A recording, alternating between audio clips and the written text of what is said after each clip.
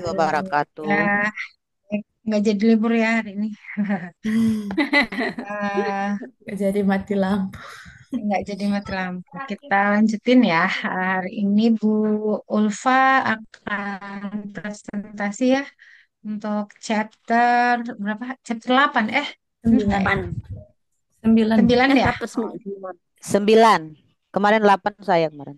Oh iya, chapter 9. Ya, mungkin silakan Bu Ulfa. Baik, terima kasih Bu. Izin share screen. Ya, baik.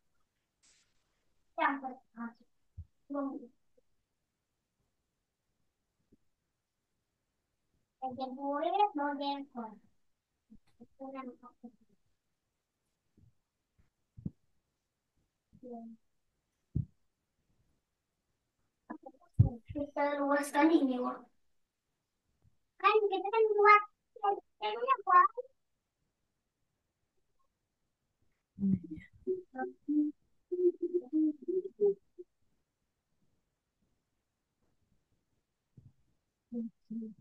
Kok nggak mau?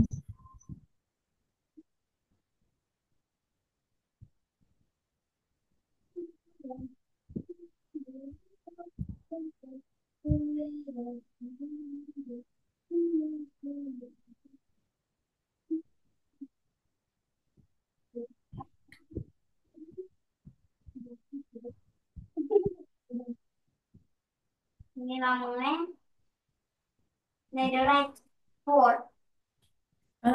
Udah terlihat? Sudah. Sudah, silakan silakan Bu Ulfa. Baik, Assalamualaikum warahmatullahi wabarakatuh. Waalaikumsalam Waalaikumsalam warahmatullahi warahmatullahi wabarakatuh. wabarakatuh. Di sini saya akan mempresentasikan untuk filsafat pendidikan matematika dalam buku What is this thing called knowledge di bab 9 yaitu prioritas dan kesimpulan. Sebenarnya sini saya mohon maaf dulu kalau misalnya nanti ada salah-salah pengertian sedikit. Baik, yang akan dibahas di bab 9 ini ada 7 maksudnya. 6. Yang pertama ada pengetahuan priori dan empiris. Yang kedua, ketergantungan antara pengetahuan priori dan empiris. Yang ketiga, pengetahuan introspektif. Yang keempat, deduktif. Kemudian yang kelima, induktif. Dan yang terakhir, abduksi. Yang pertama itu pengetahuan priori dan empiris. Perbedaan yang umum dalam filsafat antara a priori dan pengetahuan empiris atau pengetahuan posteriori, secara garis besar perbedaan ini berhubungan dengan apakah pengetahuan yang dimaksud diperoleh secara independen dari penyelidikan dunia melalui pengalaman. Jika demikian, maka itu adalah pengetahuan a priori, jika tidak, maka itu adalah pengetahuan empiris atau posteriori. Anggaplah misalnya saya mengetahui bahwa semua bujangan adalah orang yang belum menikah, hanya dengan merenungkan makna kata-kata yang terlibat, atau misalnya bahwa bujangan hanya berarti pria yang belum menikah. Dan dengan demikian dapat disimpulkan bahwa semua bujangan pastilah pria yang belum menikah. Mengingat bahwa saya memperoleh pengetahuan ini hanya dengan merenungkan makna kata-kata yang terlihat daripada dengan melakukan penyelidikan terhadap dunia, maka itu adalah pengetahuan priori. Bandingkan pengetahuan saya dalam hal ini dengan pengetahuan saya bahwa garis balik utara berada di belahan bumi utara, yang saya peroleh dengan melihat atlas yang dapat diandalkan. Karena saya memperoleh pengetahuan ini dengan melakukan penyelidikan dunia, yaitu dengan mencari garis balik selatan di atlas, maka pengetahuan ini merupakan pengetahuan empiris. Perhatikan bahwa perbedaan yang sama juga berlaku untuk pembenaran. Suatu keyakinan dibenarkan secara priori jika pembenaran itu diperoleh secara independen dari penyelidikan duniawi. Misalnya, dengan merenungkan makna kata-kata yang terlibat. Sebaliknya, suatu keyakinan dibenarkan secara empiris jika pembenaran itu diperoleh melalui penyelidikan duniawi. Atau misalnya, mencari sesuatu di atlas. Kemudian, salah satu cara pembedaan yang sering dilakukan adalah dengan mengatakan bahwa pengetahuan a priori atau pembenaran adalah pengetahuan atau pembenaran yang diperoleh seseorang hanya dengan duduk di kursi malasnya. Sementara pengetahuan atau pembenaran empiris menuntut seseorang untuk keluar dari kursi malasnya dan melakukan penyelidikan atau empiris lebih lanjut. Dengan cara ini, kita dapat melihat bahwa bukan hanya kebenaran makna, misalnya semua bujangan tidak menikah yang dapat diketahui secara priori, tetapi juga klaim lain seperti kebenaran logis dan matematis. Misalnya, kita tidak perlu melakukan penyelidikan empiris untuk memahami bahwa 2 tambah 2 sama dengan 4, karena kita dapat menemukannya hanya dengan merenungkan konsep matematika kita. Perhatikan bahwa setiap proposisi yang dapat diketahui secara priori juga dapat diketahui secara empiris. Misalnya, saya dapat mengetahui bahwa semua bujangan adalah pria yang belum menikah, bukan dengan merenungkan di kursi saya makna kata-kata yang terlibat, tetapi juga dengan mencari makna kata bujangan di kamus, yaitu dengan bangkit dari kursi saya dan melakukan penyelidikan empiris. Namun, kebalikannya tidak benar, karena tidak berarti bahwa setiap proposisi yang dapat diketahui secara empiris juga dapat diketahui secara priori. Satu-satunya cara untuk mengetahui di belahan bumi mana garis balik utara berada adalah dengan bangkit dari kursi dan melakukan penyelidikan empiris. Ini bukanlah jenis proposisi yang dapat diketahui secara priori. Selanjutnya, ini ketergantungan atau hubungan antara pengetahuan priori dan empiris. Sebagian besar pengetahuan kita, bahkan pengetahuan yang secara eksplisit empiris, memanfaatkan pengetahuan lebih lanjut yang bersifat empiris dan priori. Bayangkan, misalnya seorang detektif yang mencoba mencari tahu siapa yang melakukan pembunuhan dan yang menemukan melalui kesaksian saksi yang dapat diandalkan, bahwa salah satu tersangka, sebut saja dia Profesor Plum, berada di dapur pada saat pembunuhan itu terjadi. Sekarang detektif itu juga tahu bahwa jika seorang berada di suatu tempat pada waktu tertentu, maka dia tidak mungkin berada di tempat lain pada waktu yang sama. Dan dengan demikian dia menyimpulkan bahwa Profesor Plum tidak berada di lorong pada saat pembunuhan itu terjadi. Sesuatu yang mungkin sangat menonjol bagi penyelidikan secara keseluruhan, misalnya mungkin diketahui bahwa pembunuhan itu dilakukan di lorong. Dan dengan demikian Profesor Plum terbebas dari tuduhan. Nah, dalam kasus ini, detektif membuat kesimpulan sebagai berikut, di mana yang pertama dan kedua adalah premis yang darinya ditarik sebuah kesimpulan. Kesimpulan C. Yang pertama, jika Profesor Plum berada di dapur pada saat pembunuhan itu terjadi. Yang kedua, jika Profesor Plum berada di dapur pada saat pembunuhan itu, maka dia tidak ada di lorong. Karena itu, kesimpulannya, Profesor Plum tidak berada di lorong pada saat pembunuhan itu. Dan begitu juga, Profesor Plum tidak bersalah. Selanjutnya, kita anggap bahwa kedua premis tersebut diketahui. Premis pertama dari kesimpulan ini. Yang pertama jelas merupakan pengetahuan empiris karena diperoleh dengan mendengarkan kesaksian seorang saksi. Namun, premis kedua sama sekali bukan pengetahuan empiris karena tampaknya merupakan sesuatu yang dapat Anda temukan tanpa melakukan penyelidikan apapun. Artinya, hanya dengan merenungkan apa artinya berada di suatu tempat, Anda dapat menyadari bahwa seseorang tidak dapat berada di dua tempat sekaligus. Dan demikian, jika Profesor Plum berada di satu tempat, dalam hal ini di dapur, maka ia tidak dapat secara bersamaan berada di tempat lain, yang dalam hal ini di lorong. Memang mungkin begitulah cara detektif memperoleh pengetahuan ini dalam kasus ini, dan karenanya merupakan pengetahuan priori. Namun, kesimpulannya jelas merupakan pengetahuan empiris, karena diperoleh sebagian dengan melakukan penyelidikan empiris, yaitu dengan mendengarkan kesaksian seorang saksi. Nah, jadi meskipun kesimpulan dalam kasus ini mengarah pada pengetahuan empiris, ia juga memanfaatkan pengetahuan priori. Kemudian selanjutnya untuk pengetahuan introspektif. Berbagai macam pengetahuan priori yang penting diperoleh dengan introspeksi. Disinilah kita mencoba menemukan sesuatu dengan memeriksa kondisi psikologis kita sendiri. Misalnya, Anggaplah saya berusaha memutuskan apakah saya benar-benar ingin terlibat dalam hubungan tertentu, dan saya menyadari bahwa saya memiliki pikiran yang bertentangan dalam hal ini. Salah satu cara yang dapat saya lakukan untuk menyelesaikan masalah ini adalah dengan memeriksa bagaimana perasaan saya yang sebenarnya terhadap orang ini. Jenis pertanyaan yang dapat saya ajukan kepada diri sendiri adalah sebagai berikut. Apakah saya menikmati kebersamaan dengannya, atau apakah berada di dekatnya membuat saya bahagia, atau membuat saya cemas? Apakah saya semakin terlibat dalam hubungan ini hanya karena saya merasa tertekan untuk melakukannya? Nah, dengan mengajukan pernyataan semacam ini, saya akan menemukan sedikit cara terbaik untuk melanjutkan. Nah, namun perhatikan bahwa jenis penyelidikan yang saya lakukan di sini bukanlah penyelidikan empiris, karena saya tidak menyelidiki dunia sama sekali. Sebaliknya, saya melihat ke dalam diri saya sendiri dan menyelidiki apa yang saya temukan di sana. Bagaimanapun, ini adalah jenis penyelidikan yang dapat dilakukan seseorang di kursi malas. Ini adalah introspeksi, dan ketika menghasilkan pengetahuan introspektif yang seringkali pengetahuan yang dihasilkan merupakan pengetahuan priori. Introspeksi tidak hanya diperlukan untuk menyelesaikan masalah hati dengan cara yang baru dijelaskan, karena kita menggunakan introspeksi sepanjang waktu untuk mencarikan masalah yang tidak biasa. Misalkan pasangan saya saat menggunakan gas bertanya kepada saya, apakah saya mencium kebocoran gas? Nah, jika saya tidak menyadari bau gas, saya mungkin merenungkan lebih jauh tentang sifat pengalaman saya untuk melihat apakah ada sesuatu yang tidak biasa tentang pengalaman itu. Nah, dengan melakukan itu, saya melakukan introspeksi terhadap pengalaman saya dan dengan demikian memeriksanya untuk mendapatkan informasi baru.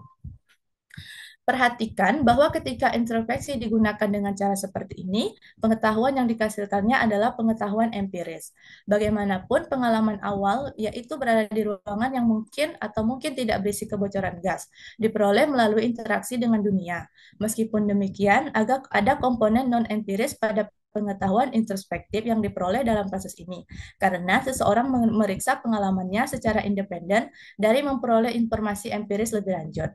Dengan cara ini, misalnya seseorang mungkin percaya bahwa ada bau gas di ruangan itu, meskipun dia tidak mengenalinya saat itu, atau mungkin dia tidak mencari kebocoran gas dan hanya memperhatikan bahwa ada sesuatu yang berbau aneh tanpa bertanya-tanya lebih jauh tentang apa baunya. Selanjutnya, untuk masalah deduksi. Pertimbangkan lagi argumen yang telah diberikan sebelumnya. Yang pertama, Profesor Plum berada di dapur pada saat pembunuhan itu terjadi. Yang kedua, jika Profesor Plum berada di dapur pada saat pembunuhan itu, maka dia tidak ada di lorong. Karena itu, Profesor Plum tidak berada di lorong pada saat pembunuhan itu, dan begitu juga berarti Profesor Plum tidak bersalah. Nah, ini jelas merupakan argumen yang baik untuk kesimpulan. Tetapi apa yang kita maksud dengan baik di sini? Nah, setidaknya kita maksudkan bahwa premis 1 dan 2 mendukung kesimpulan atau yaitu C. Dalam pengertian berikut, jika premisnya benar, maka kesimpulannya juga harus benar. Dengan kata lain, premis dalam argumen ini tidak mungkin benar tetapi kesimpulannya salah, yang berarti bahwa kebenaran premis memerlukan kebenaran dari kesimpulan. Inilah yang dikenal sebagai keabsahan argumen yang valid. Nah, argumen ini lebih dari sekedar valid, karena premis-premisnya seperti yang kita duga di atas juga benar. Misalkan seperti yang terjadi, Profesor Plum tidak berada di dapur pada saat pembunuhan itu. Salah satu premis satu akan salah, meskipun demikian, tetap saja akan terjadi bahwa premis-premis ini memang benar. Kemudian kesimpulannya juga akan benar. Dengan demikian, Anda dapat memiliki argumen yang valid meskipun memiliki premis yang salah. Jika premisnya salah, argumen tersebut tetap merupakan argumen yang baik dalam arti valid, meskipun tidak memberi kita alasan untuk berpikir bahwa kesimpulannya benar karena premisnya salah. Karena argumen yang dipertimbangkan di atas valid dan memiliki premis yang benar, maka argumen tersebut memiliki keutamaan tambahan. Argumen tersebut tidak hanya baik dalam arti valid, tetapi juga memberi kita alasan untuk berpikir bahwa kesimpulannya benar. Sifat baik argumen ini dikenal sebagai kekuatan atau keabsahan. Oleh karena itu, argumen kita tidak hanya valid, tetapi juga masuk akal. Selanjutnya, ketika seseorang berargumen melalui argumen yang valid, kita menyebutnya deduksi. deduktif sangat penting untuk perolehan pengetahuan karena memungkinkan seseorang untuk memperluas pengetahuannya. Dengan memiliki pengetahuan tentang premis dalam argumen di atas, seseorang dapat menyimpulkan kesimpulan dan dengan demikian memperoleh pengetahuan tentang proposisi baru.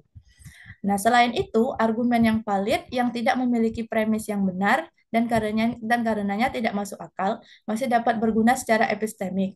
Jika saya dibenarkan dalam mempercayai premis dari argumen yang valid, maka setidaknya dalam sebagian besar kasus saya dibenarkan dalam mempercayai kesimpulan dari argumen itu. Ini berlaku bahkan jika seperti yang terjadi salah satu premisnya tanpa saya sadari salah, yang berarti bahwa kesimpulannya mungkin juga salah dan karenanya bukan kandidat untuk pengetahuan. Selanjutnya, induksi. Namun, tidak semua jenis argumen yang dapat diterima bersifat deduktif. Pertimbangkan inferensi berikut. Yang pertama, setiap emu yang diamati tidak bisa terbang. Karena itu, kesimpulannya semua emu tidak bisa terbang. Argumen ini jelas tidak bersifat deduktif. Karena sangat mungkin bahkan jika angka satu benar, bahwa ada emu yang tidak teramati di suatu tempat yang tidak bisa terbang. Artinya, karena premisnya tidak bisa benar, namun kesimpulannya bisa salah. Argumen ini bukanlah argumen yang valid. Meskipun demikian, mengingat kita telah mengamati banyak emu dalam jangka waktu yang sesuai dan banyak habitat yang berbeda, maka tampaknya ini adalah kesimpulan yang sepenuhnya sah untuk dibuat. Artinya, argumen tersebut tampak sepenuhnya dapat diterima asalkan kita menafsirkan inferensi sebagai berikut. Jadi, harusnya yang pertama itu adalah banyak burung emu telah diamati selama bertahun-tahun dan dalam berbagai kondisi lingkungan dan mereka selalu tidak bisa terbang. Karena itu, dapat kita simpulkan bahwa semua emu tidak bisa terbang. Nah, inti dari penambahan detail ke satu ini adalah bahwa kesimpulan semacam ini hanya sah jika sampelnya cukup besar dan representatif. Jika seseorang hanya melihat beberapa emu atau hanya mengamati banyak emu di satu lingkungan yang sangat spesifik, misalnya di danau tertentu, maka fakta bahwa mereka tidak bisa terbang dalam kasus ini tidak perlu menjadi indikasi sama sekali bahwa emu secara umum adalah burung yang tidak bisa terbang. Namun, selama sampelnya cukup besar dan representatif, maka gaya penalaran ini tampaknya dapat diterima sepenuhnya. Jenis penalaran non-deduktif ini dikenal sebagai induksi. Dalam kasus deduksi, jelaslah mengapa penalaran tersebut sah, karena kesimpulan deduktif yang valid mempertahankan kebenaran. Jika premis Anda benar, maka Anda dapat yakin bahwa kesimpulan Anda juga benar. Oleh karena itu, seharusnya tidak kontroversial untuk menganggap bahwa seseorang dapat langsung beralih dari pengetahuan tentang premis ke pengetahuan tentang kesimpulan. Namun dalam kasus induksi, pembelaan ini tidak berhasil karena seseorang mungkin mengetahui premis tetapi tidak mengetahui kesimpulannya karena kesimpulannya salah. Misalnya, jika ada emu yang tidak teramati di satu tempat yang tidak bisa terbang, maka seseorang mungkin mengetahui premis dalam argumen di atas secara sah dan menyimpulkan kesimpulannya, tetapi tidak mengetahui kesimpulannya karena kesimpulannya tidak benar. Meskipun demikian, argumen induktif yang baik atau yaitu argumen yang menarik kesimpulan dari sampel yang besar dan representatif, seperti argumen deduktif yang selalu memperluas keyakinan yang dibenarkan. Jika saya dibenarkan dalam mempercayai premis satu dari argumen induktif di atas, maka saya dibenarkan dalam mempercayai kesimpulannya. Bahkan jika seperti yang terjadi kesimpulannya salah. Alasannya adalah bahwa argumen induktif yang baik, meskipun tidak memiliki premis yang memerlukan kesimpulan, memiliki premis yang membuat kesimpulan itu mungkin. Dengan demikian, argumen induktif merupakan cara yang sangat berguna meskipun bisa salah untuk membentuk keyakinan yang benar dan dengan demikian memperluas keyakinan yang dibenarkan seseorang. Selanjutnya, abduksi. Tidak semua argumen non-deduktif memiliki bentuk yang sama seperti yang baru saja dipertimbangkan. Beranjak dari sampel yang besar dan representatif menuju kesimpulan yang tidak terbatas. Beberapa argumen non-deduktif justru beranjak dari satu fenomena yang diamati menuju penjelasan fenomena tersebut. Biasanya melalui penggunaan premis penghubung secara implisit. Misalnya, perhatikan inferensi berikut. Yang pertama, ada kaki yang terlihat di bawah tirai di aula. Karena itu, kita dapat menyimpulkan ada seseorang bersembunyi di balik tirai. Nah, ini tampaknya merupakan bentuk penalaran yang sepenuhnya sah. Selain itu, seperti inferensi induktif yang dipertimbangkan di atas, premis tersebut jelas tidak memerlukan kesimpulan, seperti yang terjadi dalam argumen deduktif. Namun yang terpenting, jenis penalaran ini sangat berbeda dengan inferensi induktif di atas karena tidak menarik perhatian pada sekumpulan pengamatan yang besar dan representatif. Sebaliknya, gaya argumen ini sering dikenal sebagai abduksi, seperti dalam kasus yang baru saja dijelaskan, dari satu fenomena yang diamati hingga penjelasan terbaik dari fenomena tersebut. Inilah sebabnya mengapa gaya penalaran ini terkadang disebut kesimpulan untuk penjelasan terbaik. Meskipun mungkin tampak bahwa kesimpulan abduktif sama jelasnya dengan yang baru saja dijelaskan. Jika kita merenungkan contoh tersebut, kita akan segera menyadari bahwa ada banyak hal yang tersirat. Artinya, kita hanya menyimpulkan bahwa ada seseorang di balik tirai, karena apalagi yang kita ketahui tentang kemungkinan adanya kaki di balik tirai tanpa adanya seseorang di sana yang memiliki kaki tersebut. Jika misalnya kita berada dalam situasi yang tidak menguntungkan atau agak mengerikan karena berada di sebuah ruangan di mana terdapat kaki-kaki yang terpotong-potong, maka tidak mungkin kita akan dengan cepat menyimpulkan dari pengamatan yang terdapat dalam premis satu. Hal ini tentu karena kita tahu dari pengalaman sebelumnya. Selanjutnya ada cerita Sherlock Holmes. Jadi Sherlock Holmes ini adalah detektif fiksi yang terkenal dari Baker Street, London. Seringkali mencapai kesimpulannya dengan membuat kesimpulan abduktif yang membuat rekannya Dr. Watson heran. Misalnya, hanya dengan mengamati pakaian dan perilaku seseorang, Holmes akan menarik kesimpulan yang cukup mengejutkan dan biasanya benar tentang orang tersebut. Dalam cerita skandal di Bohemia, misalnya, Holmes menyimpulkan hanya dengan mengamati Watson dengan seksama bahwa ia baru saja basah kuyup dan pembantunya ceroboh. Holmes menjelaskan bagaimana ia mengetahui hal ini dengan menunjukkan bahwa kulit di bagian dalam sepatu kiri Watson tergores oleh 6 goresan yang hampir sejajar, seolah-olah disebabkan oleh seseorang yang dengan ceroboh mengikis pinggiran sol untuk menghilangkan lumpur yang mengeras darinya. Hal ini menunjukkan kepada Holmes bahwa Watson baru-baru ini keluar dalam cuaca yang sangat basah dan pembantunya telah ceroboh jalan sendiri.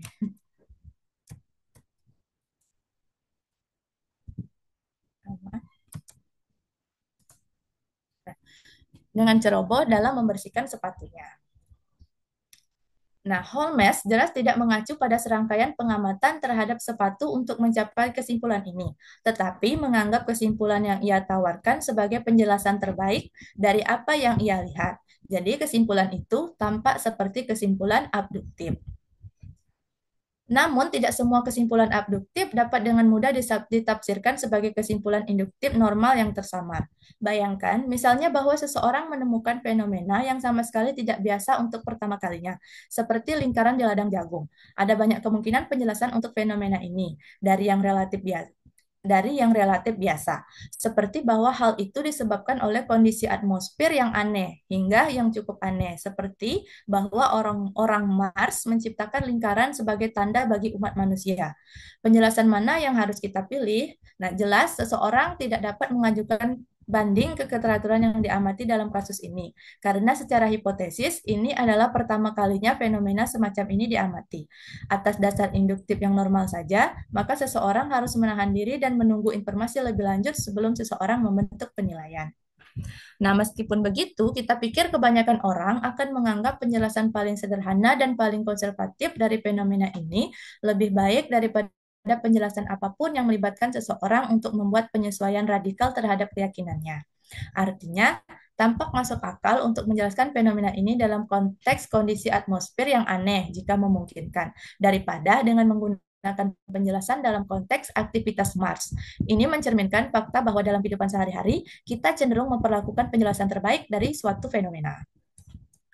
Terlepas dari perbedaan yang tampak antara inferensi abduktif dan induktif normal, inferensi abduktif tampaknya selalu menggunakan informasi lebih lanjut atau prinsip-prinsip regulatif secara implisit jika digunakan dengan tepat pada tingkat apapun didasarkan pada induktif. Nah, jika itu benar, maka inferensi abduktif akan dapat diterima asalkan inferensi induktif yang sesuai dapat diterima. Secara lebih umum, abduksi adalah bentuk inferensi yang dapat diterima jika induksi dapat diterima. Untuk ringkasan pada bab ini, yang pertama, pengetahuan priori adalah pengetahuan yang kita peroleh tanpa harus menyelidiki dunia, yaitu pengetahuan dari pengalaman atau pengetahuan dari pengalaman langsung. Sedangkan pengetahuan empiris diperoleh setidaknya sebagian melalui penyelidikan duniawi. Jenis pengetahuan priori yang penting diperoleh melalui introspeksi, yaitu saat kita melihat ke dalam diri dan memeriksa keadaan psikologis kita sendiri, melihat alih-alih melihat keluar dan menyelidiki dunia. Akan tetapi, seperti yang kita lihat, tidak semua pengetahuan introspektif merupakan pengetahuan a priori. Kita kemudian melihat berbagai jenis inferensi. Secara khusus, kita membuat perbedaan antara inferensi yang bersifat deduktif dan inferensi yang bersifat induktif. Jenis inferensi yang pertama adalah di mana seseorang bergerak dari premis ke kesimpulan, di mana premis memerlukan kesimpulan. Jika premisnya benar, maka kesimpulannya juga pasti benar. Sementara argumen induktif itu sebaliknya, adalah kesimpulan dari premis yang memberikan dukungan untuk kesimpulan tanpa benar-benar menyiratkannya, yaitu premis bisa saja benar tanpa kesimpulan yang benar. Kita mencatat bahwa argumen induktif yang baik adalah argumen yang memberikan dukungan kuat untuk kesimpulan, dan ini biasanya berarti bahwa premisnya menarik bagi sampel representatif dalam memberikan dukungan untuk kesimpulan. Terakhir, kita mencatat bahwa banyak inferensi non-deduktif tampaknya tidak memiliki bentuk yang sama dengan inferensi induktif normal. Meskipun inferensi tersebut melibatkan premis yang tidak memerlukan kesimpulan, sebaliknya inferensi ini melibatkan pembuatan inferensi mengenai penjelasan terbaik dari fenomena tertentu, yang dikenal sebagai inferensi abduktif. Meskipun demikian, terlepas dari perbedaannya, yang dangkal tampaknya setiap bentuk inferensi abduktif yang sah akan menjadi versi tingkat dari inferensi induktif. Baik, mungkin itu saja yang bisa saya jelaskan pada yang tahap pertama ini. Terima kasih. Assalamualaikum warahmatullahi wabarakatuh. Waalaikumsalam warahmatullahi wabarakatuh. Baik, terima kasih Bu Ulfa. Hari ini kita akan bahas Ya, ya, ya, priori ya. and posteriori. Ya, itu ya. Itu sebenarnya ada dua ya. Tapi jadi berkembang jadi berapa tadi Bu Ulfa bisa buka Jadi subbagiannya 6. tadi? 6 ya. Iya, Bu. 6 itu apa saja? A priori, a A posteriori, priori, posteriori, kemudian ada hubungan antara pengetahuan priori dan empiris, ada mm, deduktif, induktif, dan deduktif, dan abduksi. yang terakhir abduksi Abduksi, ya. Ketergantungan antara pengetahuan priori dan empiris ya. hubungan maksudnya. Yang pertama itu a priori dan empiris, kemudian priorinya ya dan empiris. Oke, baik ini yang akan kita bahas ya. Nah, yang mungkin ada pertanyaan atau tanggapan, saya persilakan Bapak Ibu untuk yang pertama siapa yang akan berikan tanggapan atau pertanyaan? Udah? Saya Bu, Oke, Bu Lina Simbolon. Ya, Bu Lina apa Bu Siska. Siska tadi? Bu Siska. Saya dulu. oh Bu Siska ya tadi ya. Oh, coba. Oke, Bu Siska, Bu Jadi, Siska. Silakan. sekilas nyimak tadi tapi kurang kurang paham di ini pengetahuan introspektif itu Mm-mm. apa ya kata-katanya tadi ya Perspektif. pengetahuan introspektif. Itu kan ada katanya berhubungan dengan psikologi kita sendiri gitu kan. Hmm.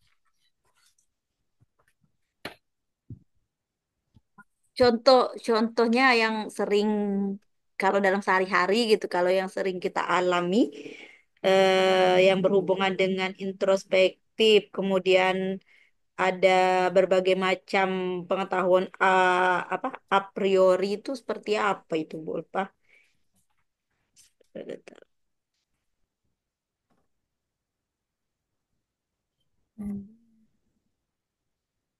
Jadi yang ditanyakan itu adalah Contohnya eh, Bu, contoh contoh eh, dari introspektif tadi ya.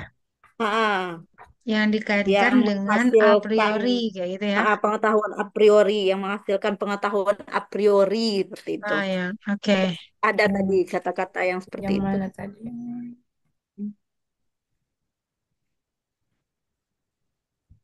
Ini yang mana ya tadi? Oh ini kan, ini Bu Siska. Iya, iya. Menghasilkan pengetahuan-pengetahuan Seringkali selektif, pengetahuan yang dihasilkan merupakan pengetahuan a bahkan priori kayak pengetahuan gitu yang ya. a priori. Iya. Kata Sebelum itu. sebelumnya dia tadi kan menjelaskan tentang yang ini tadi. Eh, Mungkin boleh saya coba jawab kalau misalnya ini, mohon dibenari nanti, Bu. Oh Eh, iya, ini silakan. pengetahuan introspektif itu katanya semacam pengetahuan yang kita itu melihat ke diri kita. Jadi kita tuh tidak keluar tapi berdasarkan diri kita, berdasarkan psikologi kita, perasaan. Kalau saya nyebutnya itu lebih ke kayak ke perasaan kita gitu. Nah, contohnya kalau yang di sini tadi kan seseorang ini dia punya hubungan gitu, tapi dia ada yang mengganjal. Jadi dia tuh melihat secara introspektif itu bertanya ibaratnya kepada dirinya untuk meyakinkan ibaratnya dia ini lanjut atau udahan gitu kalau di contoh yang ini gitu. Terus nah katanya di sini yang karena dia tadi introspektif itu hanya ke dia sendiri, jadi dia tidak ke dunia luar. Tetapi katanya pengetahuan yang dihasilkan itu kadang ada yang menjadi pengetahuan priori. Karena pengetahuan yang a priori itu tadi kan pengetahuan yang bisa kita miliki tanpa empiris, tanpa kita selidiki Alami ya, dunia tanpa luar gitu. pengalaman. Nah, ya. Jadi kalau priori tadi kan berdasarkan logis, akal, kan masih dalam diri kita. Sementara introspektif juga berhubungan dengan fisiologi. Jadi menurut saya karena dia masih berhubungan dengan diri, di dalam diri, jadi bisa disebut sebagai pengetahuan priori juga. Seperti itu. Oke. Eh, yang pertama, yang udah dijelaskan sama Bu Ulfa tadi, itu pengetahuan a priori dulu ya. Sudah pada tahu ya pengetahuan a priori itu apa. Kayak gitu kan ya. Karena kan introspektif ini nanti akan menghasilkan atau dia juga merupakan pengetahuan a priori. Kayak gitu kan ya. Ya, Jadi tadi Bu Ulfa, kalau pengetahuan a priori itu merupakan pengetahuan yang bagaimana? pengetahuan yang kita berdasarkan akal kita, berdasarkan logika kita gitu nah Bu, tanpa kita Ya. melihat ke dunia luar gitu. Ya, artinya kan pengetahuan itu melalui pembenaran yang lepas dari pengalaman kayak gitu ya. Jadi hanya Ya. dengan pengalaman masuk nggak di sana jadinya? Sebenarnya kalau Kalau a pengalaman priori belum nggak masuk ya. kayaknya, nggak Jadi masuk. dia terlepas dari pengalaman kayak gitu ya. Jadi Ya, apa namanya eh, terbalik maksudnya kebalikannya adalah pengetahuan dari priori, posteriori atau empiris posteriori. tadi ya, yang apa namanya pengetahuannya dibentuk berdasarkan pengalaman atau bukti empiris kayak gitu ya. Jadi Ya. kalau a priori itu terlepas dari pengalaman yang seperti kata Bu Ulfa tadi, berdasarkan kepada apa tadi tuh, akal Logika, apa tadi akal, kalimatnya, Ak- akal ya, akal ya Bu. Akal, akal, logika, akal, logika ya berdasarkan kepada pemik- logika kayak gitu ya. pemikiran, pokoknya Bu. Pemikiran diri kita gitu. Iya, pemikiran. Oh, Eh, Nah, sekarang kalau pengetahuan introspektif, kan kita menghubunginya nanti dia merupakan pengetahuan a priori, kayak gitu kan ya, yang ditanyakan sama Bu Siska tadi ya. Ya. Kalau pengetahuan introspektif, itu pengetahuan yang bagaimana?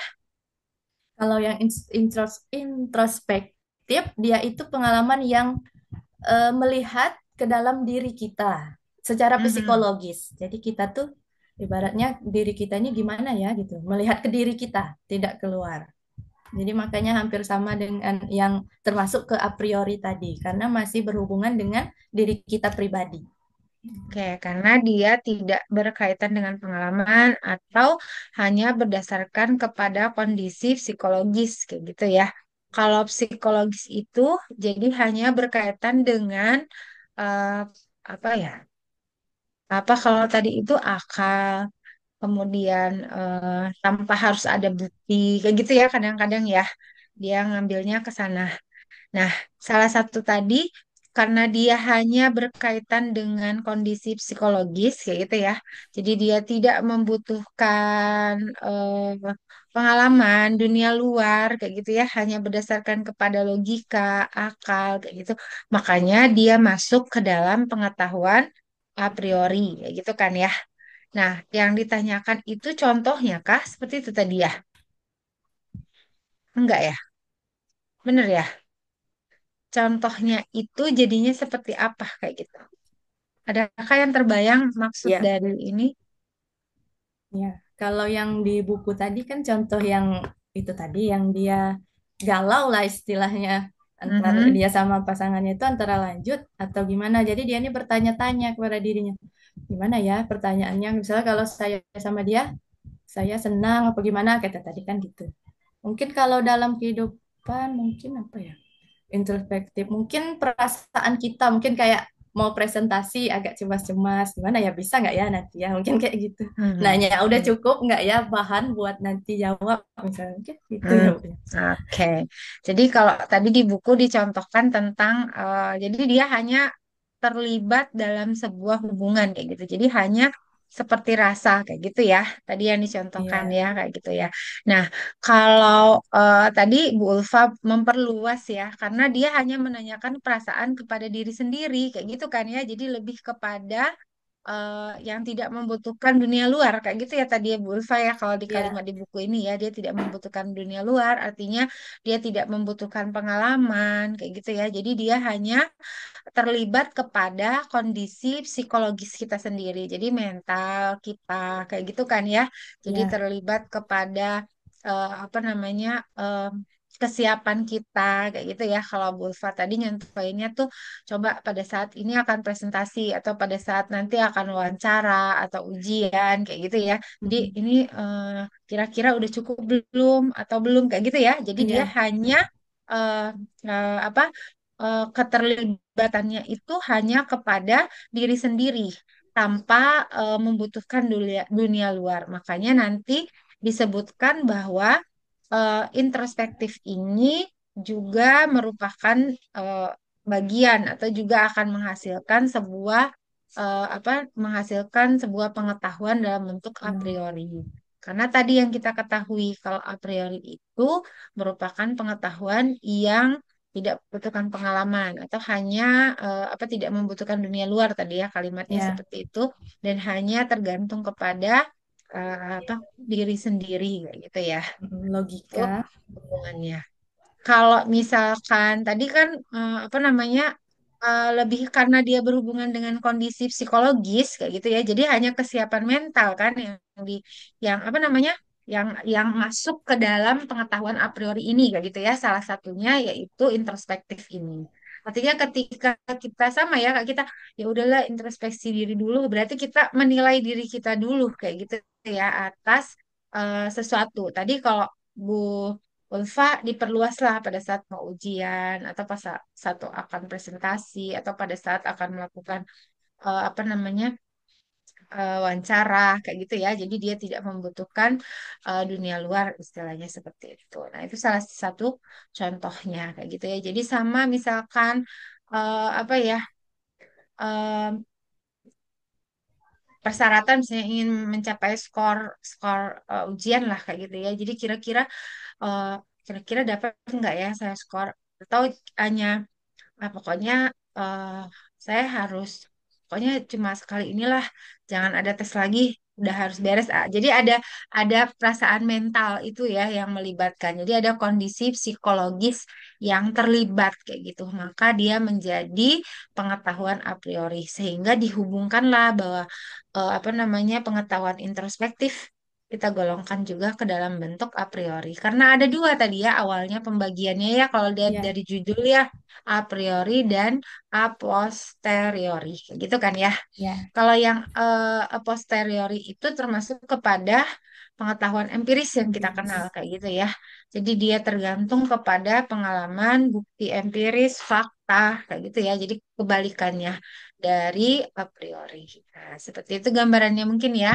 Jadi kalau dalam pembelajaran pun eh, sebenarnya kadang-kadang ada juga kan pertanyaan-pertanyaan dalam hati kita yang hanya kita sendiri yang mungkin beginilah Kak, nanti kayak gitu ya, yang kita tidak membutuhkan konfirmasi ke orang lain, ke dunia lain kayak gitu ya, ke ke ke lingkungan lain, hanya ke mental dan psikologis kita sendiri. Nah, itu gambarannya.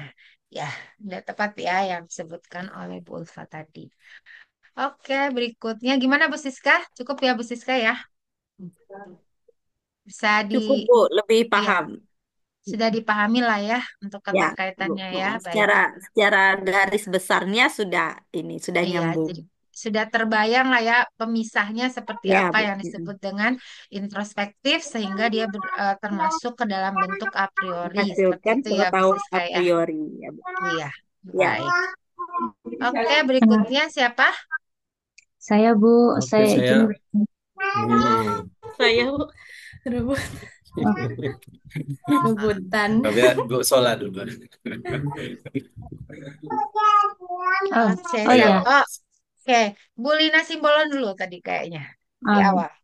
Silakan. Iya, soalnya Bu nanti saya izin sambil di jalan nanti Zoom-nya Bu. Saya mau ke Oh iya, rumah boleh, boleh. sakit. Heeh, jadi Kenapa nanti sambil di sakit? jalan. Ada anak teman tetangga ini Ibu sakit dari kemarin. Oh, Iya. begitu. Oke, Iya, silakan. oke. Terima kasih. Jadi tadi awalnya saya mau bertanya tentang pe,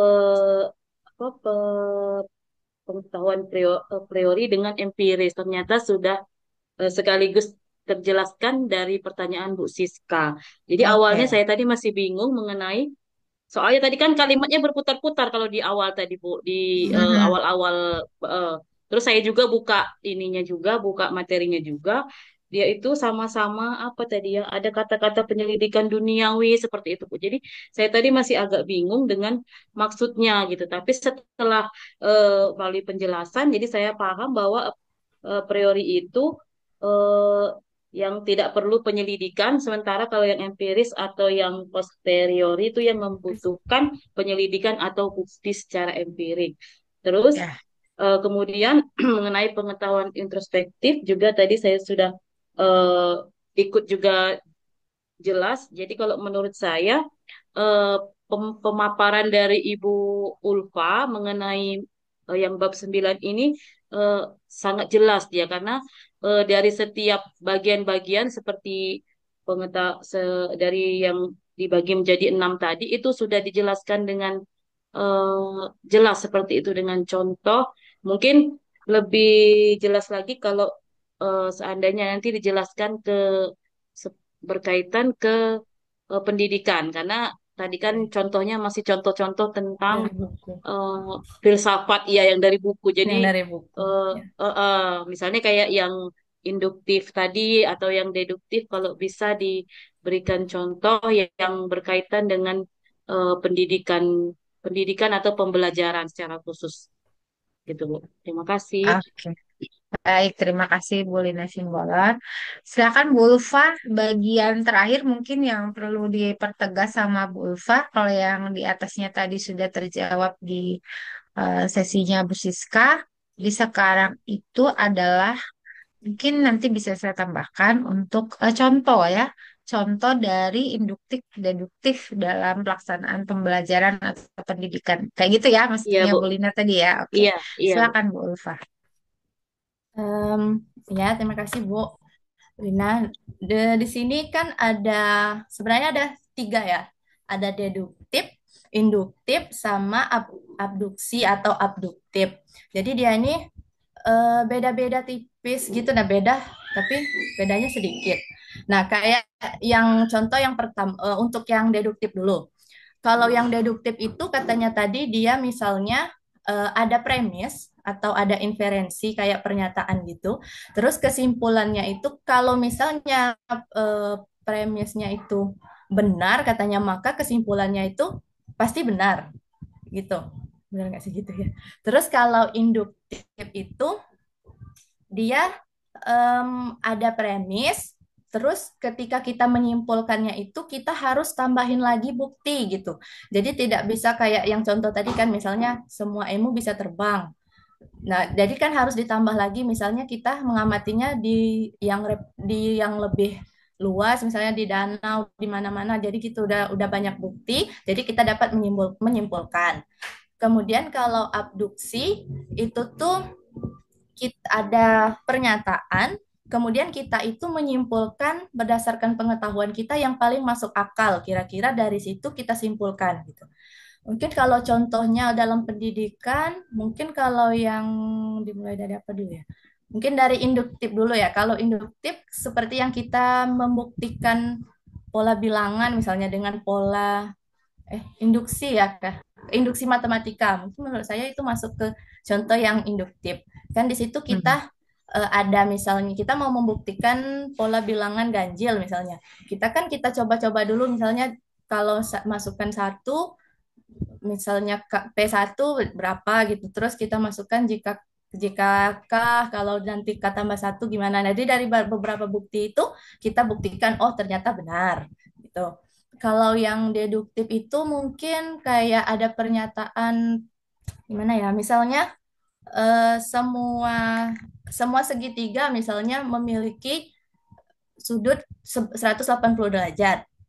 Terus segitiga ABC, misalnya ada lagi yang kedua, segitiga ABC merupakan segitiga siku-siku misalnya. Terus kita dapat menyimpulkan bahwa segitiga siku-siku, segitiga siku-siku itu termasuk ke dalam segitiga karena memiliki sudut 180 derajat. Gitu kira-kira. Tapi kalau yang untuk yang abduksi atau abduktif mungkin gimana ya? Kalau untuk pendidikan mungkin kalau misalnya siswa itu siswa tidak bisa mengerjakan ulangan misalnya. Terus kita menyimpulkan bahwa oh mungkin siswa tadi malam tidak belajar mungkin gitu. Jadi dari pernyataan itu kita menyimpulkan yang paling logis, yang paling masuk akal kira-kira seperti apa. Mungkin Oke. begitu. Iya, baik. Oke, kalau dari contoh dan pengertian, mungkin kita kalau di pendidikan matematika ya khususnya mungkin ya, kalau apa namanya berpikir deduktif dan induktif itu yang paling sering kita pakai mungkin ya dalam pelaksanaan pembuktian konsep-konsep kita. Tapi nggak semua juga bisa dilakukan Iya. dengan menggunakan deduktif maupun dengan induktif ini, kayak gitu ya. Jadi kalau berpikir induktif berarti apa namanya kita Dari beranjaknya tuh mulai dari fakta-fakta dulu kayak gitu ya. Jadi berdasarkan fakta-fakta. Tadi kalau Bu Ulfa nyontoin diambil dulu dari apa barisannya dulu ya. Kalau ganjil barisan ganjil ini berapa? Misalnya mulai dari satu, kemudian tiga, bentuk polanya seperti apa, sampai nanti ditemukanlah oh iya berarti banyaknya kalau dia bilangan ganjil ada bentuk umum yang dihasilkan kayak gitu ya. Itu karena karena apa namanya pengetahuan induktif ini eh, adalah menginformasikan sesuatu itu melalui fakta-fakta yang khusus kayak gitu ya. Kemudian melakukan pembuktian terhadap dugaan-dugaan yang kita buat untuk memperoleh kesimpulan secara umum kayak gitu ya. Jadi itu yang dibentuk pengetahuan dengan cara induktif. Sedangkan kalau deduktif itu kita memulainya itu dengan menggunakan eh, apa ya? Proses pengolahan informasinya itu kita gunakan dengan menggunakan aturan-aturan yang dapat dipertanggungjawabkan. Sama tadi kalau contohnya kan, kalau tadi kan Bu Ulfa mencontohkan dengan ada premis kayak gitu ya Bu Ulfa ya, yang atau ya. pernyataan yang kita buat dulu secara umum. Jadi dia secara umum sudah dapat dulu nih kayak gitu. Kemudian nanti bisa kita simpulkan di beberapa kasus kayak gitu ya. Jadi dia akhirnya nanti mencontohkan itu berdasarkan kepada sesuatu dalam bentuk hal khusus kayak gitu ya. Jadi kebalikannya itu secara deduktif. Sedangkan kalau abduktif, nah abduktif ini apa ya? Dia tuh sebenarnya masuk ke dalam versi dari induktif kayak gitu ya. dia termasuk dalam versi induktif. Jadi maksudnya kalau dia masuk ke dalam versi induktif, jadi kita itu membutuhkan fakta-fakta dulu, tetapi dilakukan langsung aja secara logis yang tidak begitu apa ya, tidak begitu membutuhkan banyak fakta kayak gitu ya. Tadi kan kalau contoh sederhananya tadi apa ya? Contoh sederhananya tadi ada kaki, bener nggak? Yang Iya, kaki-kaki di yang tirai di tadi nggak bawah salah ya? tirai. Ada kaki di bawah tirai kayak gitu ya, terlihat lah kayak gitu kan. Jadi kita udah langsung nyimpulin berarti ada Iya, seseorang ternyata di iya, sana kayak gitu kan ya. Jadi eh, bagaimana argumennya itu non deduktif. Jadi dia masuk ke dalam bentuk induktif yang kalau kita ingin eh, apa ya memperjelas itu apa tadi istilahnya dari Bu Ulfa tadi membutuhkan apa kalau untuk abduktif tadi Bu Ulfa? membutuhkan kesimpulan yang paling masuk akal. Oh iya, kesimpulan yang paling masuk akal, kayak gitu ya, pernyataan di buku tadi ya, kesimpulan Iya, yang paling masuk akal. Nah, sebenarnya dia masuk ke dalam bentuk pola non-deduktif atau masuk ke dalam bentuk induktif kayak gitu ya. Jadi eh, ada, tetapi tidak begitu. Kalau misalkan kalau deduktif, kalau induktif kan kita tidak apa hanya dengan satu fakta itu nggak bisa langsung kita simpulkan secara umum akan berlaku secara umum nggak langsung kan kita butuh fakta fakta lain dulu ya kemudian bisa langsung disimpulkan. Nah tetapi kalau abduktif mungkin nggak begitu banyak fakta yang bisa di, disampaikan, tidak membutuhkan banyak fakta. Jadi hanya mungkin dengan satu saja dan itu sudah masuk akal, udah langsung bisa disimpulkan dalam bentuk umum kayak gitu. Jadi eh, lebih sederhana kayak gitu. Makanya tadi Bu Ulfa nyebutin nggak terlalu banyak perbedaannya kayak gitu ya antara induktif dan abduktif ini karena itu tadi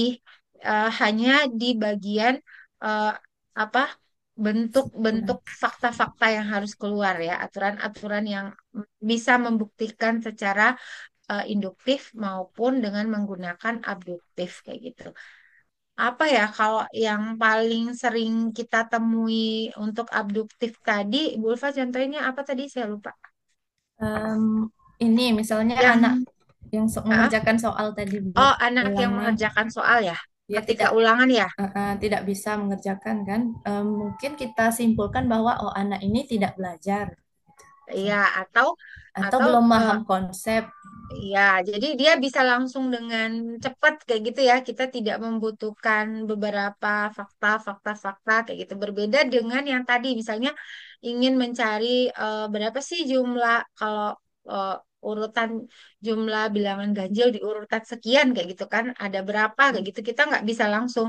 Jadi mungkin akan ada apa namanya em, yang apa ya yang membuat kontradiksi terhadap satu temuan kayak gitu maka dia menjadi batal kan temuan itu. Nah kalau di induktif dia butuh dulu beberapa tahapan fakta baru dapat disimpulkan secara umum. Tetapi kalau di abduktif dia lebih cepat kayak gitu ya, jadi ketika dia masuk akal bisa diterima kita bisa langsung menyimpulkan dalam bentuk umum kayak gitu hasil kesimpulannya apa kayak gitu lewat sedikit kasus kayak gitu ya. Nah, itu gambarannya untuk abduktif. Begitu ya, Bu Lina ya.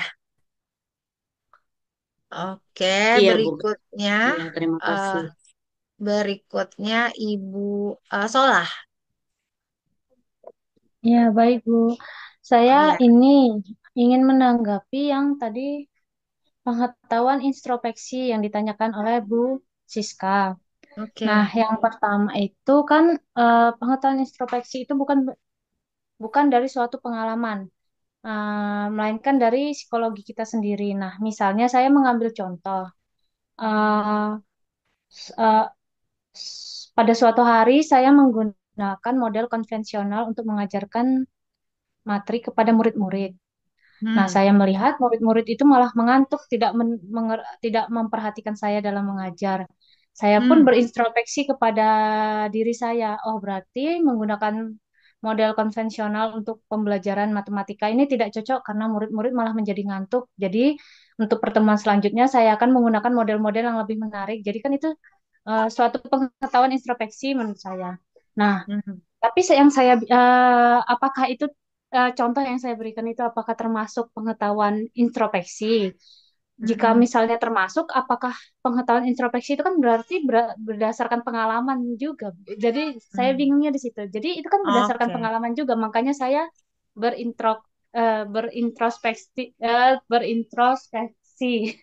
Nah, juga tadi berdasarkan contoh yang Bu Ulfa sebutkan, misalnya dalam suatu hubungan. Mhm. Saya merasa cocok apa tidak ya, apakah hubungan ini bisa lanjut. Itu kan berarti berdasarkan pengalaman hubungan dia dengan seseorang seperti itu, Bu. Berarti Mhm. pengetahuan ini juga termasuk dari pengalaman dong. Nah, itu yang saya bingungkan. Oke. Seperti itu, Bu. Terima kasih. Oke.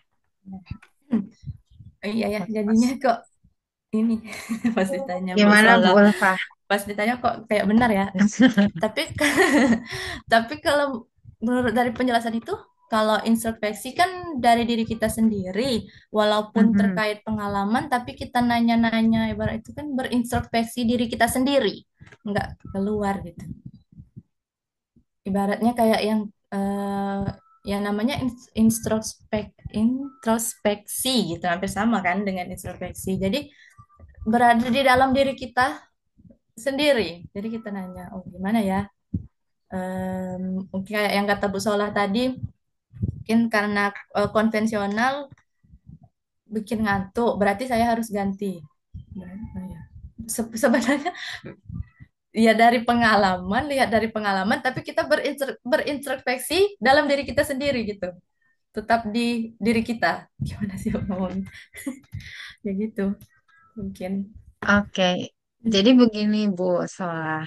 Jadi ketika Bu Sola kan nyebutin ya, misalnya nyebutin kayaknya anaknya jadi ngantuk atau lebih kepada aktivitas ya Bu Sola ya, menilainya ya. Iya, Bu. Jadi lebih kepada aktivitas, oh anaknya nggak ada yang respon aktif misalkan kayak gitu ya. Dia Iya. tidak ada, dia tidak merespon respon secara aktif. Nah, tetapi begini, ketika Bu Solah hanya menggunakan perasaan kayak gitu ya. Ketika menilai itu hanya menggunakan perasaan, maka dia masuk ke dalam introspektif karena hanya diri kita yang menilai. Tetapi ketika penilaian terhadap pembelajaran itu, misalnya ibu menggunakan lembar observasi, ibu menggunakan data, ibu menceklis kayak gitu ya, kemudian ibu ngambil, oh iya ternyata yang aktif hanya sekian orang kayak gitu. Itu tidak menggunakan perasaan lagi, tapi sudah menggunakan data. Berarti ada bukti empiris muncul di sana. Nah, ketika dia menggunakan bukti empiris, maka dia tidak lagi masuk ke dalam Introspeksi. introspektif kayak gitu. Karena Bu Sola sudah punya data kayak gitu. Jadi Ibu memang menggunakan fakta kayak gitu ya. Jadi kayak misalnya kita pakai lembar observasi nih, oh ternyata kelompok ini cuma satu orang nih yang aktif, yang ini tidak aktif. Ternyata yang ini kok pada ngantuk semua ya, nggak ada. Tapi ada ya, ada data. Berarti itu tidak menggunakan tidak introspektif, tapi menggunakan fakta. Karena kita sudah punya bukti kayak gitu ya. Jadi misalkan pada saat dikasih soal, oh cuma 3 orang yang aktif, jadi ada kayak gitu ya. Nah, tetapi yang dimasuk ke dalam apa namanya a priori ini, termasuk ke dalam a priori ya, eh, em, ke dalam a priori itu dia memang harus terlepas dari pengalaman. Maksudnya pengalaman itu dalam artian data kayak gitu ya. Jadi lebih kepada data pengalamannya. Jadi kalau ketika menilainya sudah berdasarkan data, fakta itu bukan masuk ke dalam introspektif lagi. Tapi kalau hanya dugaan, perasaan, kok saya ngelihat anaknya pada nggak ada yang mau bertanya ya kayak gitu. Walaupun itu kan kondisinya eh, dalam situasi pengalaman kan, dalam pelaksanaan pembelajaran kayak gitu ya. Tetapi eh, munculnya itu hanya lewat pengalaman, lewat perasaan, lewat apa ya, psikolog, lewat mental kita kayak gitu ya. Nah itu udah masuk ke sana. Tapi kalau sudah mulai ke yang lain, sudah berkaitan dengan fakta, data, ada hitungan, ada bukti, nggak lagi masuk ke sana kayak gitu. Kalau untuk kasus yang Bu Bu Solah sampaikan kayak gitu ya Bu Solah ya. Jadi makanya tadi tuh bedanya sangat tipis sekali ya. Jadi sangat tipis sekali Iya, bentuk perbedaannya kayak gitu ya, sehingga dia masuk ke dalam bentuk a priori kayak gitu. Benar sih iya, kalau kita ngelihat ya, eh, karena tadi kalau a priori itu kita menyebutkannya dia tuh lepas dari dunia luar kayak gitu ya, atau lepas dari pengalaman kayak gitu kan ya. Walaupun nantinya ketika kita menghasilkan itu menggunakan pengalaman kayak gitu ya, tapi tidak seutuhnya pengalaman di sini dalam artian fakta ya Bu Solaya. Nah, itu yang kita bedakan ya sehingga kita bisa iya, menyebutnya dia sebagai introspektif kayak gitu ya. Nah, itu sih menurut saya kalau ngelihat dari membedakannya antara introspektif tadi dengan a priori. Kadang begini juga ya, kita melakukan introspektif itu ketika kita punya data fakta kayak gitu ya. Jadi misalkan eh, eh, eh, coba coba introspeksi diri dulu. Makanya disebut seperti itu mungkin ya. Jadi dia masuk ke dalam bentuk a priori yang hanya diri sendiri yang bisa mengubah atau menilai itu kayak gitu, diminta ke sana. Jadi kalau sudah pakai data, fakta tidak lagi karena itu pasti berkaitan dengan dunia luar kayak gitu. Kayak gitu ya mungkin ya yang membedakan kalau di kasusnya Bu Gracia tadi itu tambahan mungkin penjelasan yang disampaikan oleh Bu Ulfa. Gimana Bu Salah? iya, iya. Baik, Bu. Berarti maksudnya Oke. yang saya tadi kan, kalau misalnya pengalamannya itu tidak ada, maksudnya tidak menggunakan data yang benar-benar Ya, nyata, atau ya. ini apa berdasarkan fakta-fakta yang nyata, itu berarti Hmm. termasuk empiris. Sedangkan yang Iya, kalau tidak pakai yang nyata, tidak pakai data-data konkret gitu, berarti itu adalah suatu pengalaman yang kita pikirkan atau iya, psikologis, hanya apa, introspeksi seperti itu. Jadi iya ya, ya benar. paham Bu Luma. Iya, jadi membedakannya di sana kayak gitu. Jadi dia masuk, jadi perasaan perasaan anak ini nggak pernah lah memperhatikan saya kayak gitu. Misalkan di kelas ya, perasaan kalau saya masuk cuek-cuek kayak gitu kan ya. Jadi itu kita menilainya ke diri kita. Apakah pelajaran apa metode yang saya ajarkan ini memang membosankan kayak gitu ya, atau anaknya ada apa? Itu kan kita menilainya ke diri kita sendiri tanpa ada apa namanya semacam Iya, fakta yang empiris lah kayak gitu ya. Nah, itu bisa kita masuk ke dalam data-data. bentuk introspektif kayak gitu di dalam pembelajaran. Kayak gitu ya yang bisa membedakannya ya Bu Iya, Sola ya. Oke. iya, Baik, berikutnya Pak iya. Rodi, saya Terima kasih Bu. persilakan.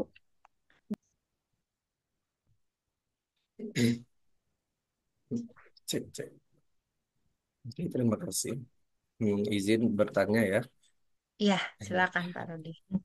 Jadi gini, saya ada 3 pertanyaan di sini. Banyak Aneh. ya.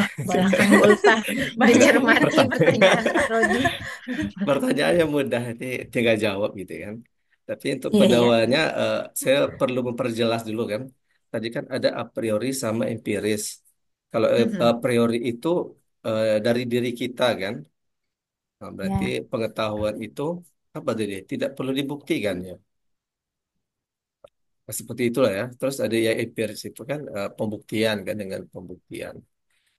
Jadi pertanyaan saya yang pertama gitu kan. Nah, kita ini mungkin bermulanya pengetahuan tuh semenjak adanya manusia gitu kan. Mungkin hadirnya manusia pertama gitu kan, baru muncul pengetahuan. Pertanyaan saya di sini, kira-kira ya menurut Ibu Lupa tuh mana yang lebih dulu pengetahuan ini? A priori atau empiris gitu? Ya pokoknya diperkirakan aja lah tebak gitu kan, nggak Hmm. apa-apa. Nggak harus benar itu kan. Itu paling A yang priori pertama. apa Iya, empiris? iya itu kan dari Hmm. diri sendiri ada yang empiris kan, berarti ada dua kan. Nah, jadi kita bermula pertama itu yang mana yang pertama kali? Itu yang pertama. Yang kedua, nah dengan adanya a priori, pengetahuan a priori dan empiris ini, kira-kira pengetahuan kita sekarang ini proporsi yang lebih banyak itu yang mana? A priori itu atau empiris itu? Tuh ya. Itu yang kedua.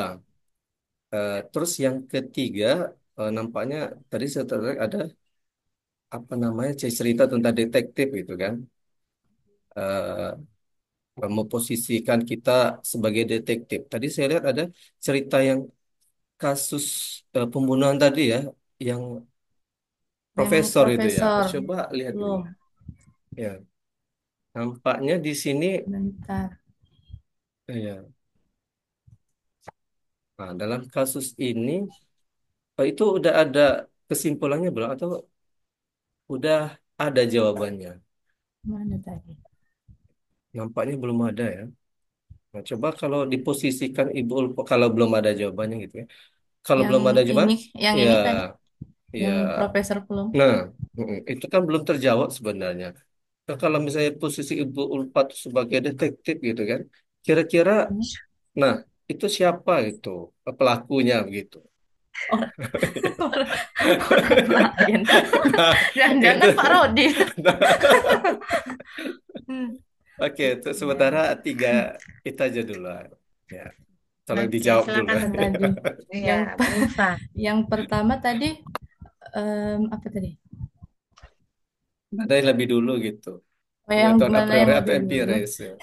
A priori sama Ya. empiris.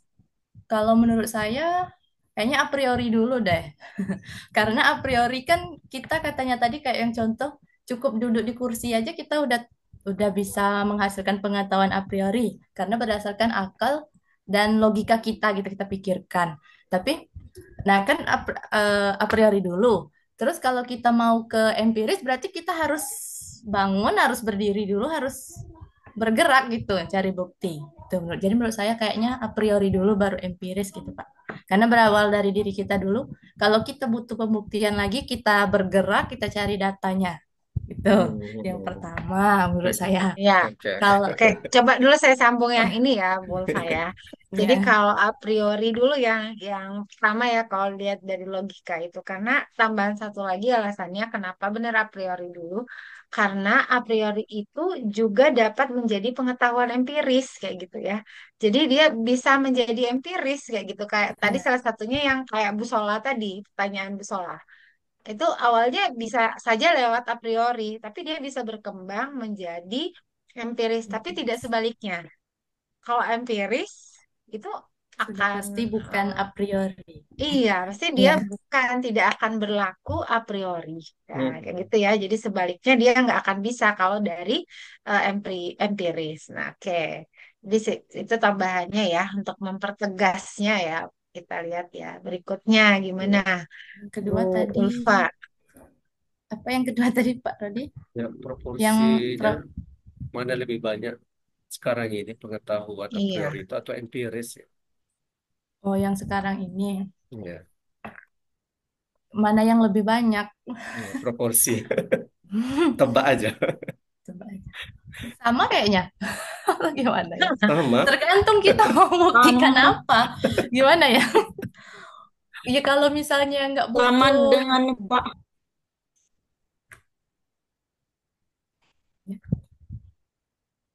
Gimana? Bu Gimana Siska, Bu Siska? Siska mau jawab. Sama dengan nebak Sama langit, apa dengan bintang mana? di langit sama pasir di Dia lah. pasir di Itu lautan. bukan ya. Mana Karena lebih iya banyak kan, ya? karena kalau a priori kan dari diri, setiap Ya. manusia aja punya punya pemikiran sendiri, punya akalnya sendiri. Mm-mm. Sementara Mm-mm. pengetahuan sekarang ini kan terus berkembang dengan ada Mm-mm. Betul. pembuktian-pembuktian. Itu kan berarti hampir sama banyak berarti. Kalau mau diukur ya Mm-mm. itu tadi sama dengan mengukur. Iya. Bagi- Nah, Iya. Macet. sinyal ya Siska nih Sinyal. macet-macet. Macet macet. Padahal mendukung. Aduh pendukungnya macet sinyal. Iya. Jadi tapi yang kalau yang dipakai banyak itu pasti empiris ya. Tapi kalau Pasir di banyaknya, pantai iya. dengan apa pakai HP Lanjut itu dulu. ngejot Lanjut lagi. Nyambung lagi.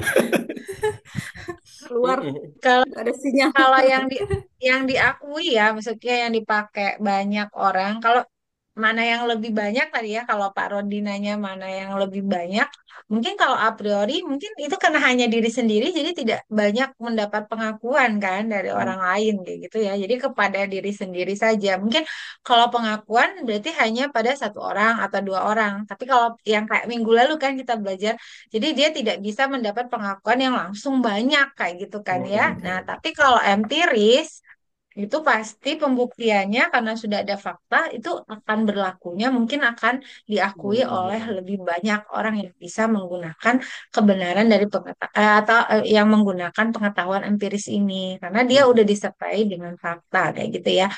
Mungkin kalau mana yang lebih banyak kayak gitu ya, karena pasti lebih banyak individu kali ya dibandingin kelompok kayak itu pengakuannya gitu.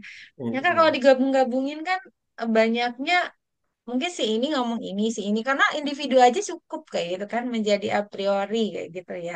Jadi seperti itu. Pengakuan mungkin kalau eh, eh, apa namanya kebenarannya digunakan, pengakuannya digunakan mungkin lebih banyak pengetahuan empiris. Tapi kalau proporsinya yang mana yang lebih banyak, mungkin tadi kayak Bu Siska nyebut tadi ya, yang mana ya atau sama banyak kata Bu Ulfa kayak gitu ya.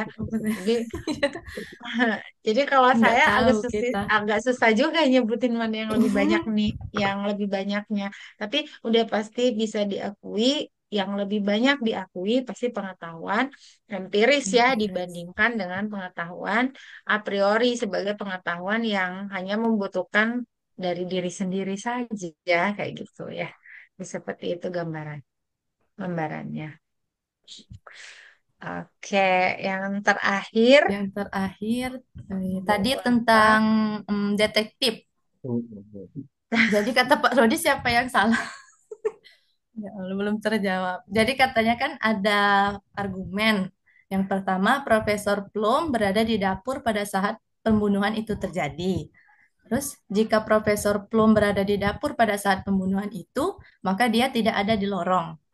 Kesimpulannya itu berdasarkan saksi katanya kan, Profesor Plum tidak berada di lorong pada saat pembunuhan itu. Jadi, karena Profesor Plum tidak ada di lorong, berarti Profesor Plum tidak tidak melakukan pembunuhan itu karena yang pembunuhan itu terjadi di dapur gitu kan. Nah, terlepas siapa yang bersalah, ya belum tahu detektifnya karena di sini dia kan tuduhan. Profesor Plum dapat tuduhan, dia membunuh Hmm. tuduhan pembunuhan gitu. Nah, karena Hmm. dia terbukti tidak bersalah, ya udah berarti Profesor Plum bebas, tidak bersalah. Kalau untuk yang pelakunya ya belum ketemu, detektif nyari lagi bukti-bukti gitu. Gitu kan nanya siapa Berarti yang membunuh sulit tadi. juga berarti ya. Jadi detektif. Iya, makanya kita jadi guru aja Pak Rudi, jangan jadi detektif. Hmm. Iya, mungkin Guru Itu sulit juga juga jadi bisa berperan detektif jadi gitu. detektif, Bu Ulfa. oh Iya. iya, kenapa anak ini nggak masuk? Oh ya, gitu ya. Hmm. Kalau Kadang dia Bu nggak di, ada yang itu ngambil Iya, penaku, mulai kita jadi detektif. iya iya, betul juga. oh Iya, iya jadi benar ya. ya kadang kan memang logika seperti ini kan nantinya bisa berkembang untuk pengetahuan yang lebih makro gitu kan. Nampaknya memang sederhana ini kan. Seperti pengetahuan-pengetahuan yang tentang misalnya luar angkasa lah itu Mm-mm. kan banyak dugaan-dugaan juga misalnya adanya apa namanya semesta jamak gitu multiverse dan segala rangkaian-rangkaiannya gitu kan sebagainya. Mungkin hal-hal seperti inilah awal bermulanya itu nampaknya itu dengan logika-logika yang sederhana gitu, berdampak ke hal yang lebih besar gitu. Kan nggak terjawab juga misalnya. Terus sekarang kan banyak pengetahuan yang pengetahuan sifatnya udah keluar angkasa lah, Bu, maksudnya kan. Banyak yang Mhm. tidak terjawab teka-teki, tapi masuk logika gitu maksudnya. Mhm. Hmm. Ke Iya, sana. iya. Jadi uh, ini hanya kalau balik Hmm. lagi ke Profesor Plum ini, berarti hanya kesimpulannya untuk Profesor Plum aja ya, tapi Mm-mm. tidak untuk kasusnya. Gitu kayak di Mm-mm. Iya. akhirnya ini ya. Jadi seperti itu. Makanya uh, ini sebenarnya kan dia mencontohkan deduksi ya sebenarnya. Kalau kita mungkin udah biasa lah ya untuk deduksi, induksi itu untuk di matematika mungkin ya, karena memang sebagian kita proses kita pakai itu kayak gitu ya untuk melahirkan Iya. pengetahuan itu. Oke, jadi itu gambarannya mungkin ya seperti Pak Rodi tadi bilang eh, pengetahuan-pengetahuan di luar angkasa yang sebenarnya kita hanya nerima saja kayak gitu ya Pak ya. Yang Mm-mm. pembuktiannya ya ya mungkin akan Sulit sulit kan? bagi kita untuk mendapatkan pembuktian secara nyatanya kayak gitu ya. Gitu. Jadi itu Iya. gambarannya ya mungkin. Seperti juga misalnya keberadaan alien gitu kan. Itu secara Nah, logikanya kan masuk. Mungkin kita tinggal di bumi kan, banyak planet. Nah, bisa jadi kan ada juga makhluk-makhluk eh, di luar kita gitu. Tapi sampai iya. sekarang kan belum terbukti gitu. Tapi secara logika ya masuk akal gitu. Nah, iya benar-benar. Iya. Ada tapi ya kita nggak mungkin Ya, secara nurani kita entah ya terima atau enggak juga begitu kan ya mm-mm. kondisinya mungkin ya. Iya, baik. Itu terakhir Ibu Lina Purnamayanti ada yang ingin disampaikan Bu Lina saya persilakan. Eh, iya, Bu. Eh, Tadi kan sebenarnya kalau masalah pertanyaan tadi itu kan sudah ditanyakan sama teman-teman. Tapi Iya. di sini nih ada tadi tuh kan yang apa namanya ya, ada argumen yang hanya valid dengan argumen yang tidak valid kayak gitu. Hmm. En- Nah, di situ tuh apa argumen itu apa argumen yang aku tanyakan sama Ibu Ulfa, argumen yang hanya valid dan argumen yang tidak valid itu apakah termasuk dengan argumen yang induktif dengan deduktif itu ya, Bu? Apa beda beda apa namanya? Beda nama apa gimana sih? Ada argumen yang valid katanya, ada argumen yang hanya valid dan ada argumen yang tidak valid kayak gitu. Kayak seperti kasus Profesor Flum ini nih ya, Bu. Kan katanya Mhm. kan kalau apa namanya terbukti mungkin kan keabsahan terbukti apa namanya terbukti belum tidak terbukti apa gimana ini ada ini argumen valid kayak gitu nah terus ada lagi argumen yang tidak valid perasaan tadi ada lagi argumen yang tidak valid kayak gitu itu yang seperti gimana sih Bu? Oke. Gimana Ya, Bu Ya. Ulfa? Em, Kalau argumen tadi masuk induksi apa deduksi, iya, deduktif apa induktif. iya, Kalau kita mau membuat suatu kesimpulan kan ada argumen. Berarti argumen itu kalau menurut saya bagian gitu, bagian dari deduktif dan induktif ketika kita mau menyimpulkan sesuatu. Nah, untuk yang valid tidak valid, kalau argumen yang valid menurut saya itu berarti kayak suatu pernyataan yang benar yang gitu. benar. Yang benar. Kalau tidak valid berarti tidak benar atau masih diragukan kebenarannya. Seperti yang ini kan ada yang Profesor Plum berada di dapur pada saat pembunuhan. Itu kan argumen valid karena katanya berdasarkan dari saksi yang dapat diandalkan, saksi yang andal tadi kan. Berarti kita bisa nyebutnya argumen valid. Terus kalau yang tidak valid berarti belum tahu kita Belum. tidak tidak benar berarti. Kalau yang kedua ini, jika Profesor belum berada di dapur pada saat pembunuhan itu, maka dia tidak ada di lorong. Kayaknya kita nggak bisa juga ini menyebut tidak valid karena ini tadi yang berdasarkan apa ya pemikiran kita. Misalnya kalau seseorang udah di dapur, nggak mungkin dia di lorong gitu. Ya, Menurut saya masih valid juga ya. Kalau tidak valid berarti tidak benar-benar tidak benar gitu. Iya. Jadi oh valid iya tidak gitu. valid, oke. Jadi valid tidak validnya itu berdasarkan kesimpulan kayak gitu ya. Nah, kesimpulan itu didapat berdasarkan kepada premis di atas